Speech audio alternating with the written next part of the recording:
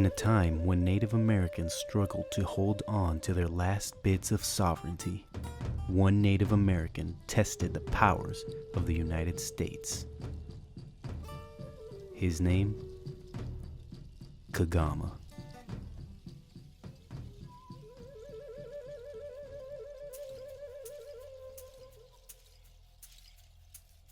It all began when a long-term land dispute between two Native Americans, Kagama and AIS, turned violent.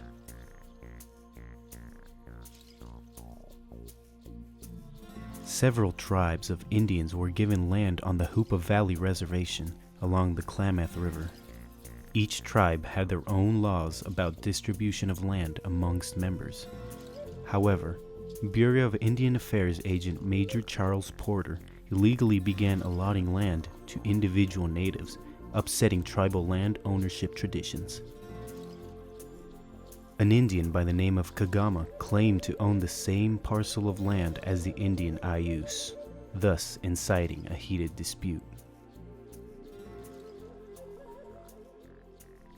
Bureau of Indian Affairs officer Charles Porter tried to mediate, but the conflict had escalated out of his control.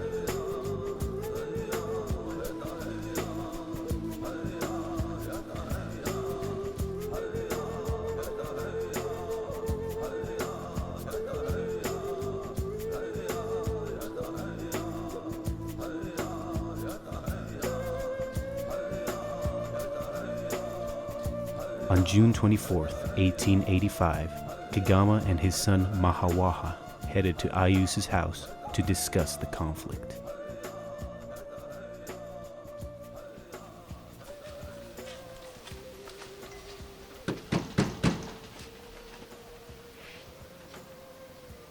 We need to discuss the land. What is the problem? You know what the problem is. Fine, let's discuss this somewhere else.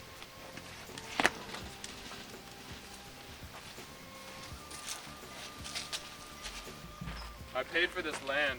I bought it from BI agent Porter. You have no right to be here. I have every right to be here. Selling this land is illegal. The land has been divided amongst the members and it's not up to the BI agent to start selling it. Tribal decisions mean nothing more. And if the United States wishes to sell it, then so be it. So get off my land. No, I will not dishonor my ancestors by giving up the land that is rightfully ours. This is my land. Get off my property. Get back here. We are going to settle this. It is already settled. There's no need to put your filthy hands on me. What's going on here? I'll give you one more chance to get off my land.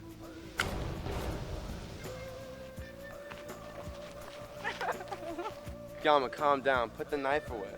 Don't tell me to calm down. I warned you, AIS. This has gone on long enough. Now you will pay. Please, not in front of my wife. It's too late.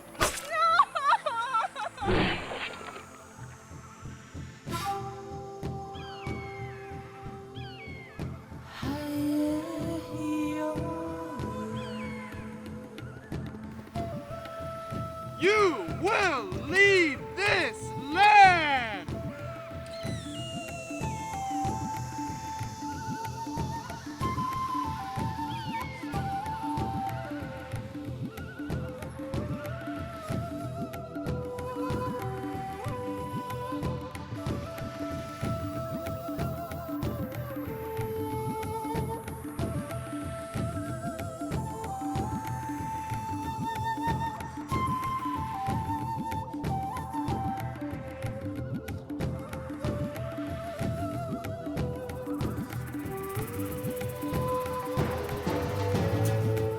Porter quickly detained and arrested Kagama and charged him for murder.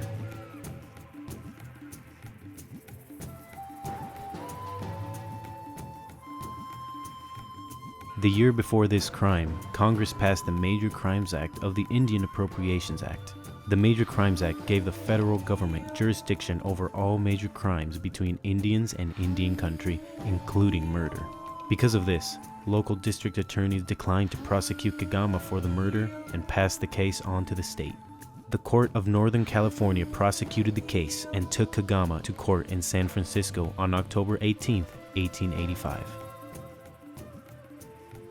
May 2, 1886, the arguments were given by Kagama's 27-year-old attorney Joseph D. Redding and the U.S.'s renowned Assistant Secretary.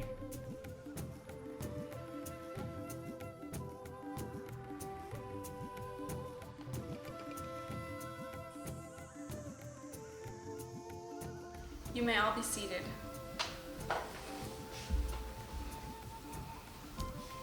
The court is now in session. We are gathered here today to test the constitutionality of the Major Crimes Act.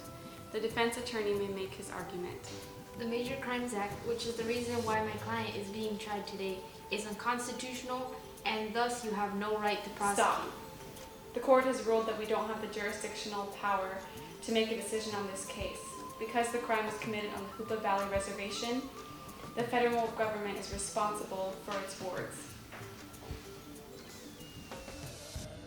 The case was then decided to be moved on to the Federal Circuit Court of Appeals. All those in favor of the Major Crimes Act being unconstitutional, raise your hand. All those in favor of the Major Crimes Act being constitutional, raise your hand. The court cannot come to a conclusion. Court is dismissed. The Court of Appeals was split. Thus, the case moved on to the Supreme Court. We are gathered here today to test the constitutionality of the Major Crimes Act from the last section of the Indian Appropriation Act. The prosecutor may present his argument. Thank you, Your Honor. I would like to urge the court to look at its earlier rulings in Cherokee v. Georgia and Worcester v. Georgia. Both of these cases describe Native Americans as neither nation nor state, with only partial sovereignty. Native Americans are described as local dependent communities, wards of the nation, or pupils, stressing their reliance on the United States federal government. The fact that Native American communities exist within the boundaries of the United States automatically makes them under the power of federal government. Thus, the Major Crimes Act is constitutional because the territorial governments owe all their power to the statutes of the United States, which are liable to be withdrawn, modified, or repealed at any time by Congress. And now the defendant may present his argument. Your Honor, in 100 years of Indian policy, Congress has never prosecuted Indian on Indian crime. The only time Indians are mentioned in the Constitution is the Indian Commerce Clause. This clause does not mention anything relating to federal control over Indians' crimes, and is therefore outside the purview of Congress to legislate such a law. Furthermore, Congress has no right to exert power over sovereign people who, when making treaties to cede land, reserve certain rights to themselves. The jury has come to a unanimous decision. The Major Crimes Act is constitutional, and therefore this case is within the jurisdiction of the federal courts. The trial of Kagama for murder may continue in a lower court. Court is dismissed.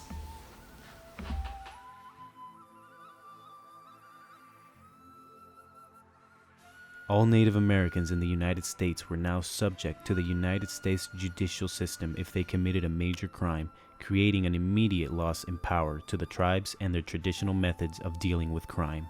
The court holding in United States v. Kagama set precedent for continued use of the ward-guardian relationship with Native Americans as a means of intruding on the rights and sovereignty of Native American communities.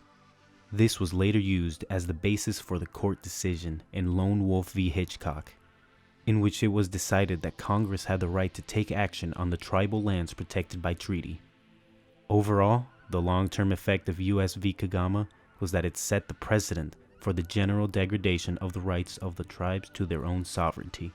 It is still considered good law today.